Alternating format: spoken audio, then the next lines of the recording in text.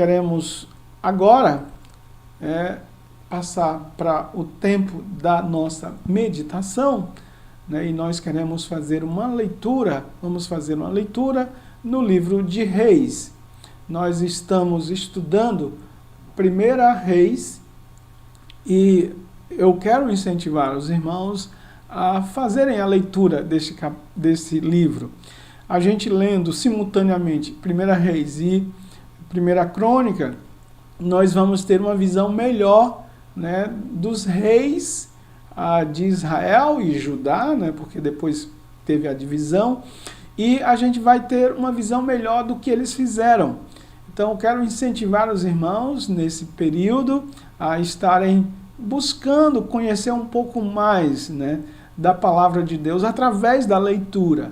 Eu sei que a gente está ouvindo e vendo muitas lives, e é bom, a gente tem crescido demais. Eu tenho assistido, tenho participado, né, de lives, e essa semana, minha semana foi está sendo, né, muito abençoada. Eu participei ontem de uma live, hoje estou participando do culto, amanhã terei aula, né, 4 horas de aula também online.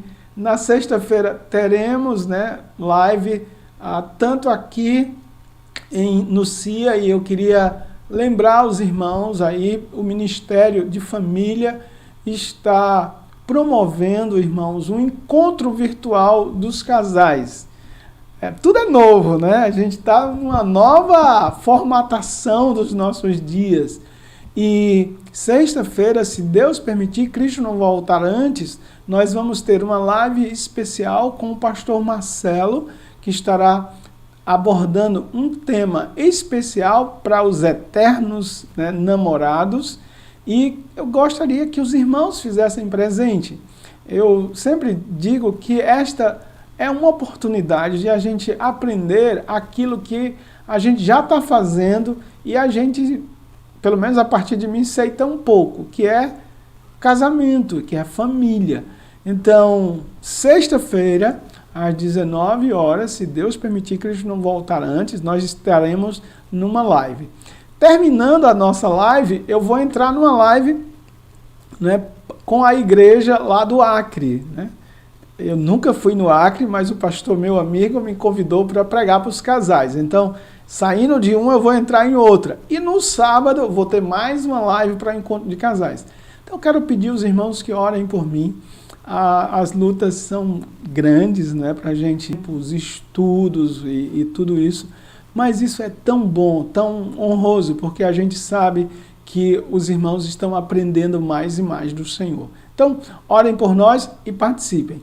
Lembrando aí aos casais aqui do CIA, que é a irmã Betinha, né, que é juntamente com o seu esposo, irmão Agnailson, estão à frente desse ministério de família, colocou um cardápio que o irmão pode comprar, certo? Com o irmão Heraldo, tá certo?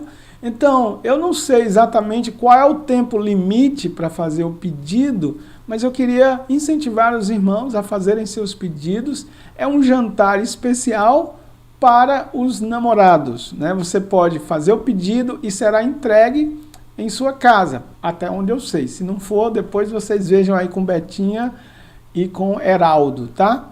Heraldo, um excelente cozinheiro, né? Tudo que faz muito bem. Eu tenho comido aí algumas coisas que ele tem feito, né? Bolinhos, o último foi uma delícia. E aí os irmãos podem participar assim, tá bom?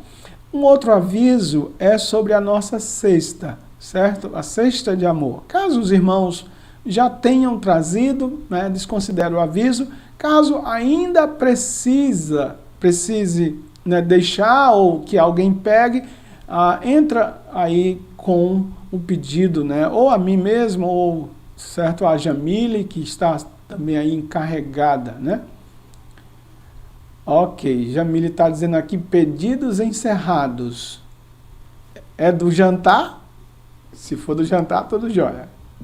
Então, vamos para o nosso tempo de meditação na Palavra de Deus, e eu quero convidar os irmãos a abrirem suas Bíblias aí em 1 Reis, capítulo 3. E nós iremos ler esta passagem e nós estamos aprendendo com os reis. O que os reis podem nos ensinar? Esses nobres homens. Alguns não tão nobres, né? E nós temos aprendido deles aqui. 1 Reis, capítulo 3, a partir do verso 1, vai então narrar o início, ou já os primeiros passos, né, da vida de Salomão. Salomão como rei. E aí eu quero convidar os amados irmãos a irem lá. Se todo mundo já encontrou aí, nós vamos começar a leitura. Mas eu vou dar aí um instantezinho. Até aqui, irmãos, nós temos, né, visto que o rei Davi faz aquela transição do seu reinado para o seu filho Salomão.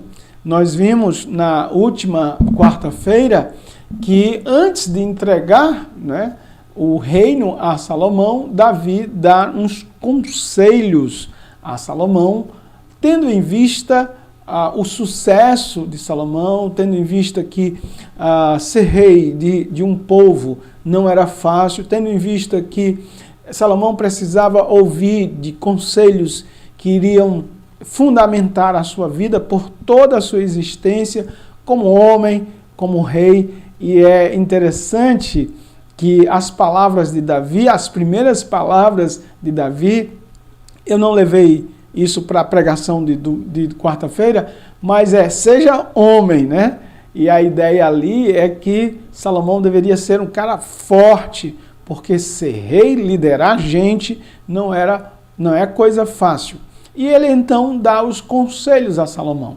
Aqui no capítulo 3, a partir do verso 1, nós temos as primeiras ações de Salomão ali, né, tá bem no início do reinado, e a gente vai olhar a partir, né, do capítulo 3. Diz assim: Salomão aliou-se ao faraó, rei do Egito, casando-se com a filha dele. Ele a trouxe à cidade de Davi até terminar a construção do seu palácio e do templo do Senhor e do muro em torno de Jerusalém. O povo, porém, sacrificava nos lugares sagrados, pois ainda não tinha sido construído o templo em honra do nome do Senhor.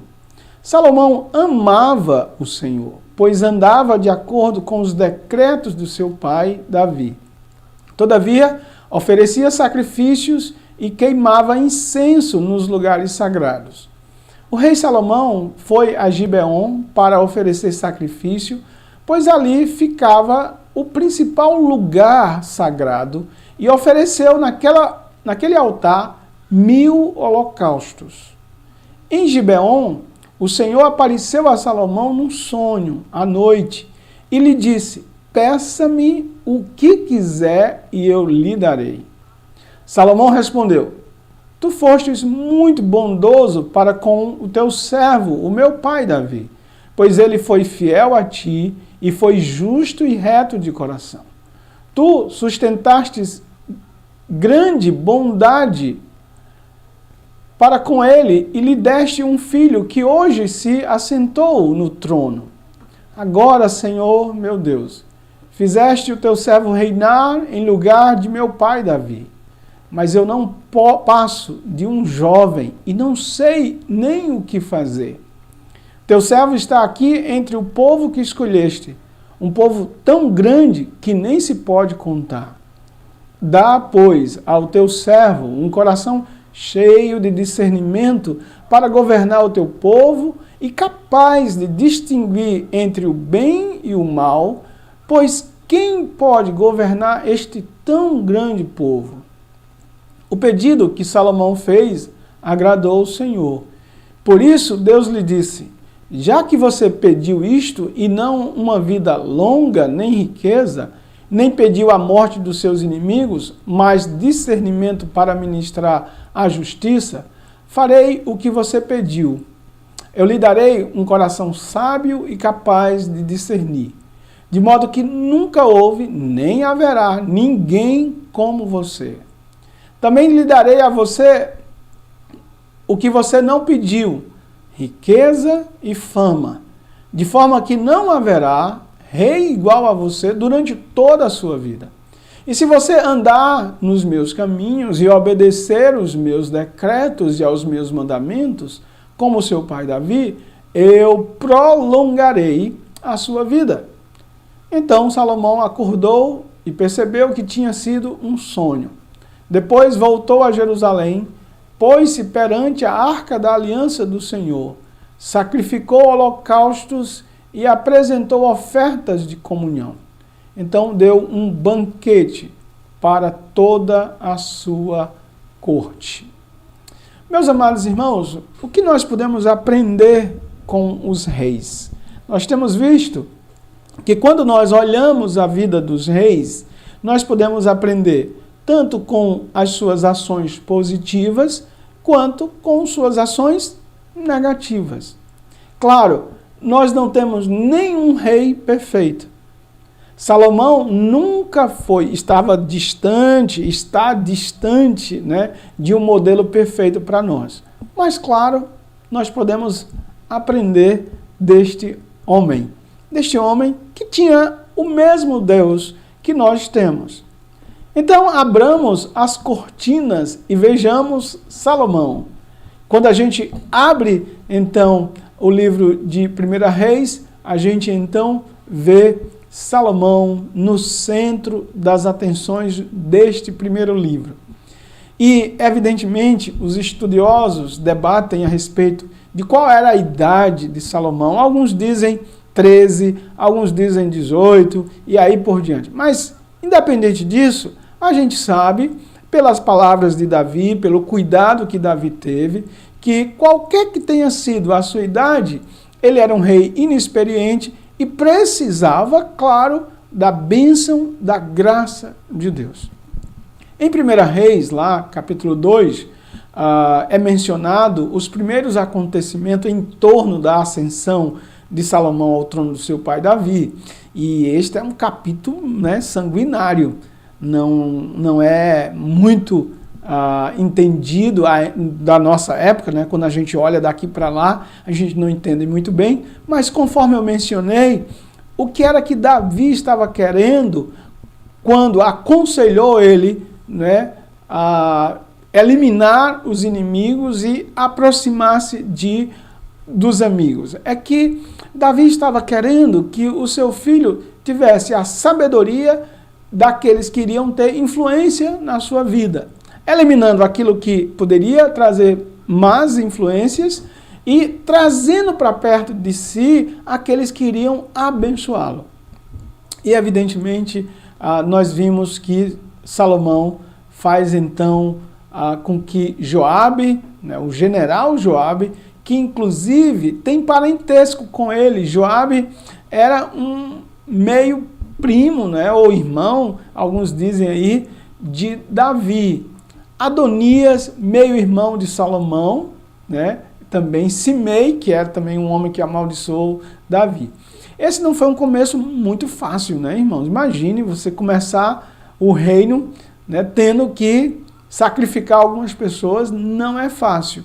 Mas eu creio que tudo estava no projeto para demonstrar a grandeza de Salomão. Ele se mostra como um homem corajoso e ele vai seguir os conselhos do seu pai. Interessante que Salomão é também um personagem citado no Novo Testamento. Se você olhar lá em Mateus capítulo 1, versículo 7 a 16, você vai ver que Mateus o coloca entre os antepassados de Jesus. O próprio Jesus refere-se a ele como um exemplo de sabedoria, lá em Mateus capítulo 12, versículo 42, e Jesus toma Salomão como exemplo de sabedoria e diz, aqui está quem é maior, mais sábio do que Salomão. Então, Jesus está colocando-se ali como Salomão como uma referência de sabedoria para o judeu, e se eles entendiam que Salomão foi sábio, muito mais sábio é o nosso Senhor e Salvador Jesus Cristo. E com isso a gente pode dizer, olha, a gente tem um rei muito, mas muito mais rico, mais sábio, mais inteligente, né, que venceu muito mais do que Salomão, que é o rei Jesus, que é o nosso rei. Sem dúvida, irmãos, Salomão é uma figura que merece muito dos nossos estudos. Nós precisamos aprender, nós temos muito a aprender com ele. Mas como foi o nascimento de Salomão? Como foi que nasceu esse rei tão sábio, tão próximo? E a fim de entendermos bem a vida de Salomão, né, nós precisamos estudar um pouquinho as Escrituras. Lá em 2 Samuel, capítulo 12, vai falar sobre o nascimento de Salomão.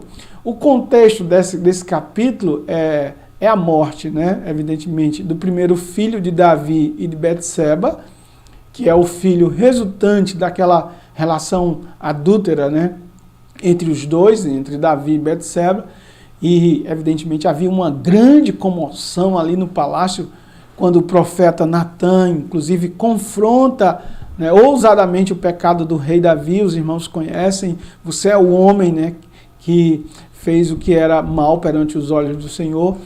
E nesse contexto do capítulo 12 de 2 Samuel, nós temos também a tristeza de Davi, no qual ele produz o Salmo 51. É nesse período que os intérpretes colocam o Salmo 51. Davi é confrontado por Natã, por causa do seu pecado.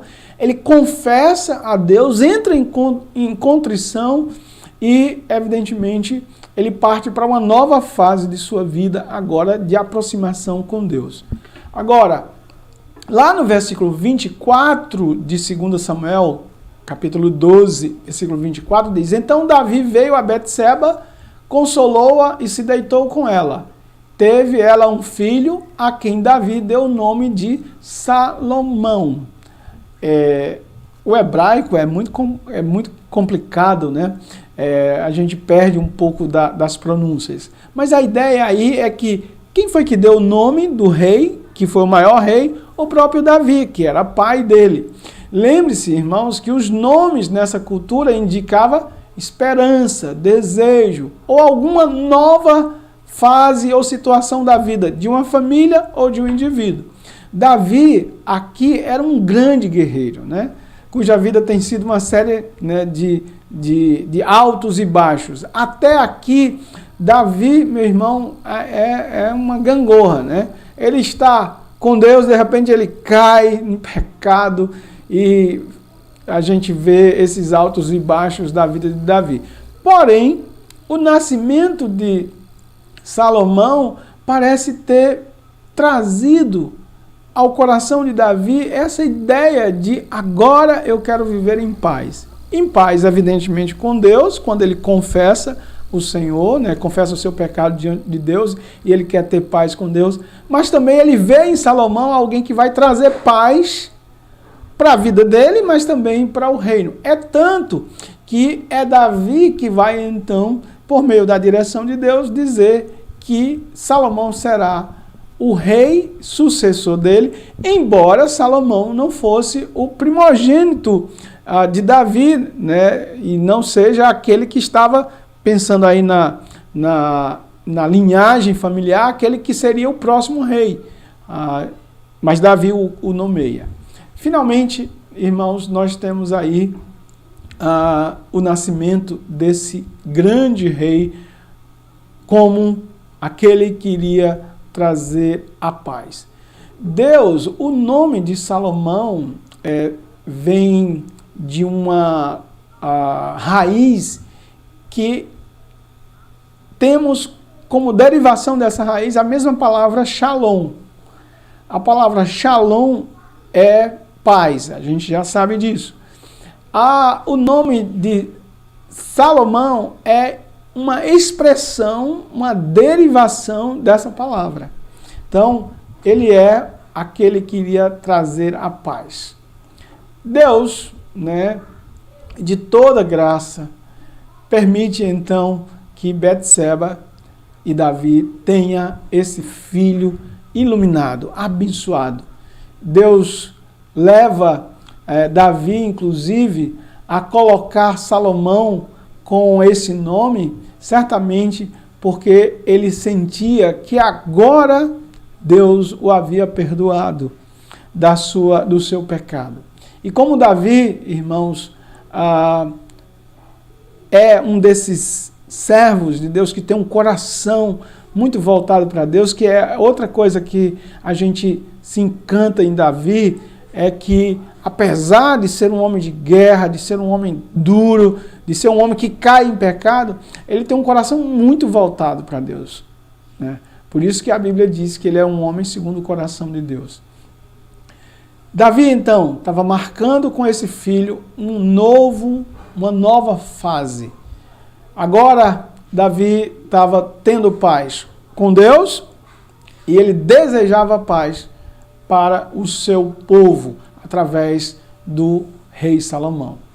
Agora, como foi que Salomão foi criado, uma vez que ele era filho de uma das mulheres de Davi?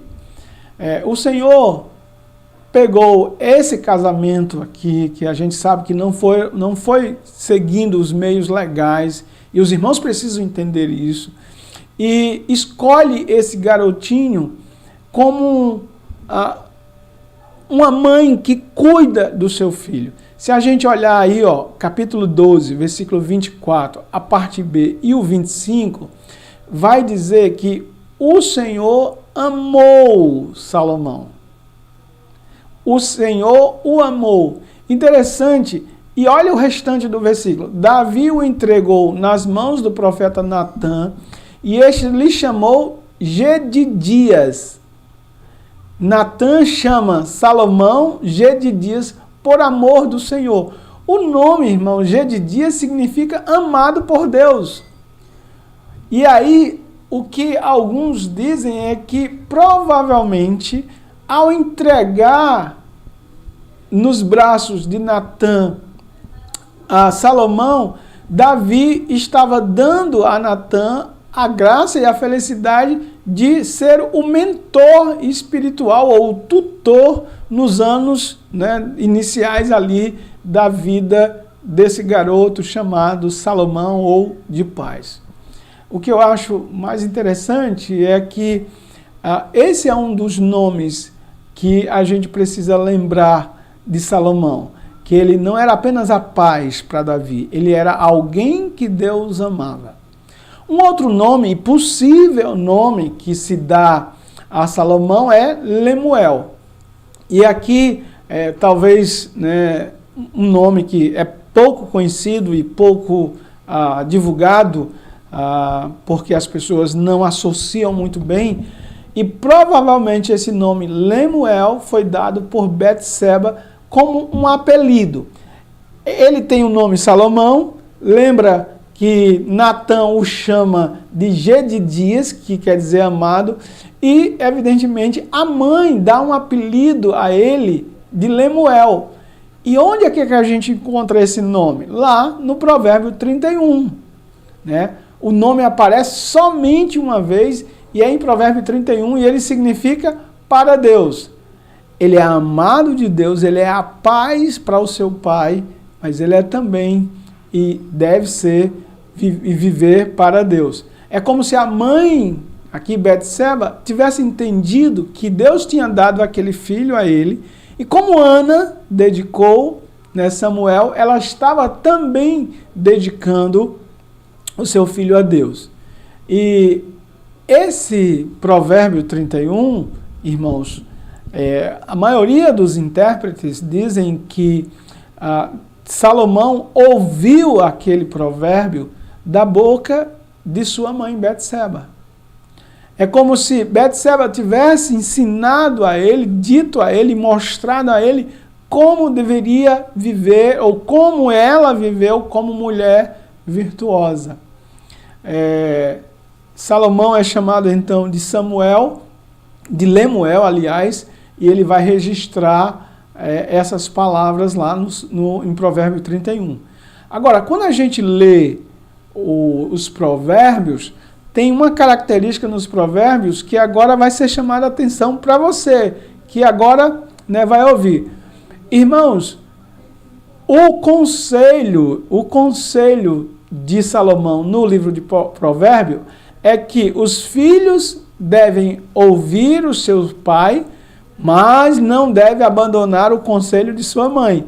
Não sei se vocês percebem, por exemplo, Provérbio 1, 8 e 9, 4, 3 e 4, capítulo 6, versículo 20, Salomão faz questão de dizer que os filhos devem ouvir seus pais, machos, homens, mas deve também ouvir o conselho de sua mãe. E provavelmente essa foi uma das marcas que Betseba deixou no coração deste homem, que vai ser o homem mais sábio. Então, mães que estão me ouvindo, olhem o quanto vocês podem influenciar a vida dos seus filhos, ensinando verdades a eles que vão ajudá-los a serem homens, assumirem funções, honrarem a Deus em suas vidas. Evidentemente, Betseba está fazendo isso pelos próprios instintos de mãe, não é?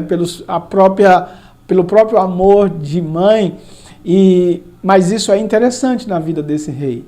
Ele não chega ali, ele não cai naquela situação de paraquedas. Ele foi alguém que foi ensinado pelo sacerdote, né? Ele foi ensinado pela sua própria mãe. Ele tinha um pai temente a Deus, ainda que também fizesse algumas coisas que não agradavam a Deus, mas ele podia aprender. E é esse Salomão, e é desse Salomão que a gente vai ouvir. Resumindo essa primeira parte, como é que Deus usa Davi, pecador, Betseba, pecadora, e deles traz um filho que vai ser útil nas mãos de Deus?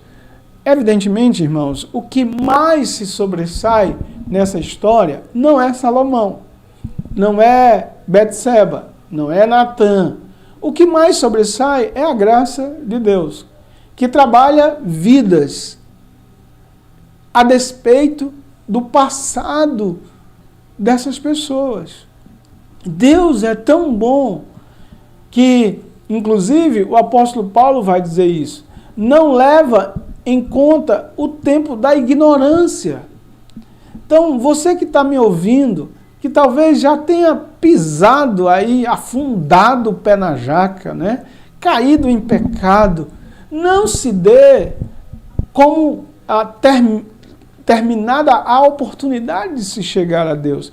Porque esse Deus de Salomão é o mesmo Deus que nós cremos, que enviou o seu Filho para salvar pessoas como Betseba, como Davi, como eu e como você. Porque ele sabe que nós não somos perfeitos. Se ele nos coloca na posição de filhos, de reis e sacerdotes dele, é por graça e não por merecimento nosso. Ora, irmãos, todos nós, se olharmos para trás, nós não precisamos enxergar tão longe para ver que nós não merecíamos estar na igreja de Cristo, fazer parte do povo de Deus. Mas Deus, sendo rico em misericórdia, pela graça, pela sua misericórdia, graça, esse seu favor que alcança pecadores como Betseba e Davi, que poderiam ser exterminados e Deus não deveria nada a eles se assim fizesse, mas pelo contrário, Deus restaura, Deus traz deles uma semente que vai abençoar o seu povo. Você, podemos estar nas mãos desse Deus, pela graça, pelo seu amor. Deus usa pessoas que se arrependem e voltam para Ele. Diz que a graça de Deus foi com Davi, que Davi canta o Salmo 51, mostrando quão bem-aventurado é o homem a quem o Senhor perdoa. E, irmãos, sejamos assim como Davi. Caiu, levanta, pede perdão ao Senhor, volta. Senhor, eu sou fraco, sou necessitado, eu sou pecador, tem misericórdia de mim.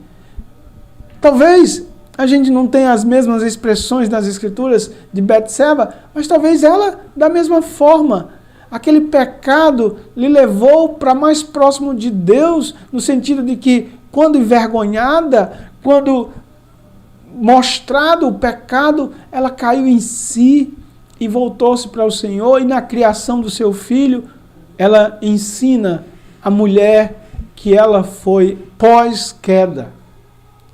E aqui nós enaltecemos não Salomão, não Betseba, não Davi, mas a graça de Deus. Finalmente, vamos entrar na inauguração do reino de Salomão. E vamos agora, salto aí, e nós vamos aí olhar para alguns desses eventos da vida de Salomão. E o primeiro evento aí registrado, é também registrado lá em Crônicas, 2 Crônicas, capítulo 1, e é a primeira esposa de Salomão. Irmãos, é dito, irmãos, que Salomão fez uma aliança através de um casamento. Salomão aliou-se a Faraó, rei do Egito, casando-se com a filha dele. Ele a trouxe à cidade de Davi até terminar a construção do seu palácio e do templo do Senhor e do muro em torno de Jerusalém. Salomão, evidentemente, está aqui casando com alguém com uma estratégia. Nós aprendemos então que essa primeira esposa de Salomão era de um povo, inclusive do Egito, que foi senhor do povo de Deus durante o cativeiro. E Salomão vai casar com essa mulher para, de alguma forma, ter o Egito como aliado. E este foi um dos males de Salomão. Salomão vai, então, casar com essa mulher. É uma estratégia aqui política, da parte de Salomão, para assegurar, de certa forma, ali, que outros não vão lhe atacar, que outros não vão querer derrubá-lo do reinado, e ele vai agir aí com ele está pensando na paz e ele vai usar um meio escuso, contrário à vontade de Deus, para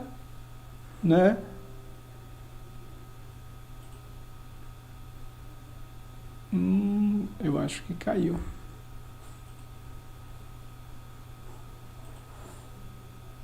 Outros não vão me atacar, que outros não vão querer... Irmãos, eu pensei que tivesse caído aqui a internet, ficou um pouquinho, mas vamos voltar aqui, tá? Ele está pensando na paz e ele vai usar um meio... Salomão, então, vai... Deixa eu tirar o som aqui. Salomão, então, vai tomar isso. E, irmãos, todo pequeno desvio na nossa vida, e eu queria que os irmãos entendessem isso, todo pequeno desvio pode levar a grandes distâncias da pessoa e da vontade de Deus. Na aviação, eu já ouvi isso de quem estuda a aviação, diz que cada grau que se perde no início de uma viagem, se você perder um grauzinho apenas, o destino vai ser completamente diferente. E parece-nos que é isso que vai acontecer com Salomão. Ele começa tomando uma decisão de casar com uma finalidade interessante, com um fim interessante, mas esses fins não vão justificar os meios que ele usou. Ah, pastor, mas eu estava pensando, eu estava pensando... irmãos, os fins devem estar coerentes com os meios, ou os meios devem estar coerentes com os fins. Se você tem um fim, uma finalidade de crescer espiritualmente, de amar o Senhor, de fazer a obra de Deus, e você usa meios escusos, Deus proíbe isso. E aí a gente vê isso na vida de Salomão, como ele teve prejuízo. Esse é um ato negativo, né? Uma ação negativa. Mas Salomão tem pontos positivos. E a segunda ação que a gente vê aqui no capítulo 3 de Salomão é que ele vai adorar o Senhor. E nessa adoração, Salomão é muito, mas muito abundante.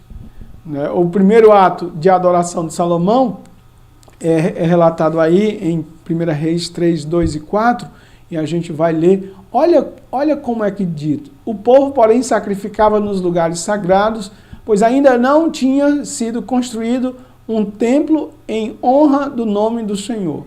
Salomão amava o Senhor, pois andava de acordo com os decretos de seu pai Davi.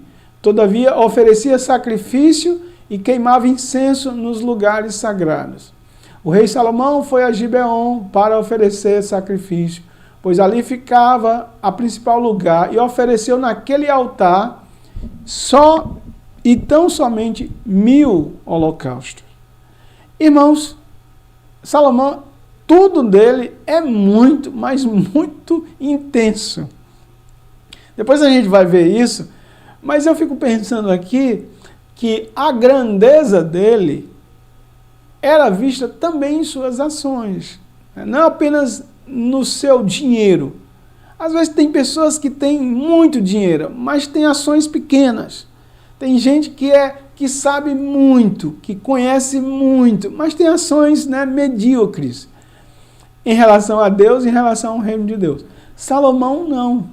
O que a gente aprende de Salomão aqui é que ele vai adorar o Senhor, e ele adora o Senhor fazendo, irmãos, um sacrifício aqui que com certeza chamou a atenção. Salomão faz isso por aquilo que é dito dele no verso 2 aí. No verso 2 é dito: o povo, porém, sacrificava nos lugares sagrados, pois ainda não tinha sido construído o templo em honra do nome do Senhor. Aliás, versículo 3, Salomão amava o Senhor. A medida do seu amor será a medida da sua adoração. Você sabia? Às vezes a gente está com uma adoração muito medíocre diante do Senhor, é porque também o nosso amor está muito pequeno. Porque aquele que sabe que é amado de Deus, e Salomão cresceu ouvindo isto, né? Lembra que o nome que Natan dá a ele, que ele era o amado de Deus, ele sabe disso. E quando ele oferece alguma coisa a Deus, ele oferece de maneira derramada ali. O princípio aqui é que aquele que muito ama, muito adora o Senhor. Ele vai na mesma direção que o seu amor o conduz. Irmãos, é interessante lembrarmos disso, porque quando a gente vê em 2 Crônicas o quanto Salomão sacrificou, a gente pode dizer, poxa vida, por que isso não foi dado aos pobres, né? Por que isso não foi feito outras coisas? Mas quem está adorando ali, por muito amor, não vê nisso nenhum sacrifício além das suas próprias condições. Ele oferece ao Senhor aquilo que o próprio Deus o deu. Ele vai cultuar o Deus de Israel com aquilo que Deus deu a ele. E Deus o deu muito. Aquele a quem muito é dado, muito será exigido. Deus não nos cobra nada que Ele mesmo não nos deu. Mas se Ele nos dá, nós devemos andar conforme aquilo que Ele nos dá. E não sermos mesquinhos em relação à adoração e aquilo que nós oferecemos ao Senhor. Irmãos, nós temos nessa lição da vida de Salomão algo que a gente aprende lá no Novo Testamento. Quando aquela mulher, naquela última semana da vida de Jesus Cristo, e ela entra na casa de Simão, e ela entra, quebra o seu vaso de alabastro e derrama aos pés de Jesus. Numa ação de adoração, de entrega, daquilo que melhor ela tinha. E finalmente, ela recebe o apoio do próprio Jesus, que compara ela com a intensidade de sua adoração com a frieza de Simão, que diz: olha, Simão, eu entrei na tua casa, tu não me destes o ósculo, o beijo de boas-vindas, essa mulher me beijou os pés, eu não fui honrado, mas por ti, mas essa mulher me honrou. E aí Jesus vai dizer por que ela o honrou. Porque ela muito amou. E por que ela muito amou? Porque ela foi muito amada. Essa é a lógica do reino de Deus. É que Salomão aprendera que era amado de Deus. Em retribuição a isso, ele também amava a Deus, ou em gratidão. Lembrando aquilo que João nos diz, né, amados irmãos? Ele diz que nós só o amamos porque ele nos amou primeiro. O amor de Deus constrange o nosso coração. O amor de Deus encheu o coração de Salomão. Ora, na expressão da adoração àqueles a quem nós amamos, ou àquele a quem nós amamos, a expressão é esse sacrifício que Salomão faz, que não tem explicação lógica, que não tem explicação matemática. Salomão não está vendo ali cada animal que ele está... Oh, e agora, como é que vai ser? Eu matei mais um, 1000 holocaustos. Ele não está calculando matematicamente as coisas. Ele está expressando a adoração a alguém que ele ama. E eu creio que isto deve nos ensinar quando estamos diante de Deus. Ele é o Deus que nos ama, que nós amamos. Na próxima quarta-feira, nós vamos ver o que Deus fez com Salomão. Você já imaginou Deus chegando para você e dizer assim: olhe, preste atenção aí, irmã, vou citar aqui o nome de Cláudia, que é o último da minha relação aqui. Cláudia, peça o que você quiser. Imagine, Cláudia. Imagine aí, a irmã Juscelia está aí também. Imagine Deus dizendo assim: pastor Valdir, ou Valdir, né, meu servo, peça o que você quiser. Imagine. O que você iria pedir? Na próxima quarta-feira, nós vamos aprender com Salomão aquilo que nós devemos pedir a Deus. E, evidentemente, tirar lições desse pedido. Que Deus te abençoe. Que Deus te dê a graça de ser, mesmo pecador como você é e como eu sou, de ser útil no plano de Deus para abençoar sua família, como Deus abençoou a família de Davi através de Salomão, mas também abençoar o seu povo. Salomão não é uma bênção exclusiva para Davi, ele é a bênção também para o povo de Deus. Que Deus lhe mostre que você e eu, né, como Davi, como Betseba, apesar do nosso pecado, nós podemos produzir filhos para a glória do seu nome. Nós podemos, inclusive, ensinar com nossos erros aos nossos filhos. Que Deus nos ajude a olhar para Salomão e ver aquilo que ele errou para a gente não errar. Que qualquer desvio da vontade de Deus, por melhor intenção que seja, vai nos levar, no final das contas, para muito distante do Senhor. Mas também nos ensine que amar a Deus é a nossa principal reação ao amor de Deus por nós. Deus não quer o meu nem o seu dinheiro. Deus não quer o meu ou o seu talento, a sua capacidade. Deus quer, primeiro do que tudo, ser amado por mim e por você. Lembra quando Deus foi restaurar Pedro, o que ele pergunta a Pedro? Pedro, tu me amas? Ele perguntou quantas vezes? 3 vezes. Esta, irmãos, é a atitude que todo servo de Deus deve ter respondendo ao amor de Deus por esse servo.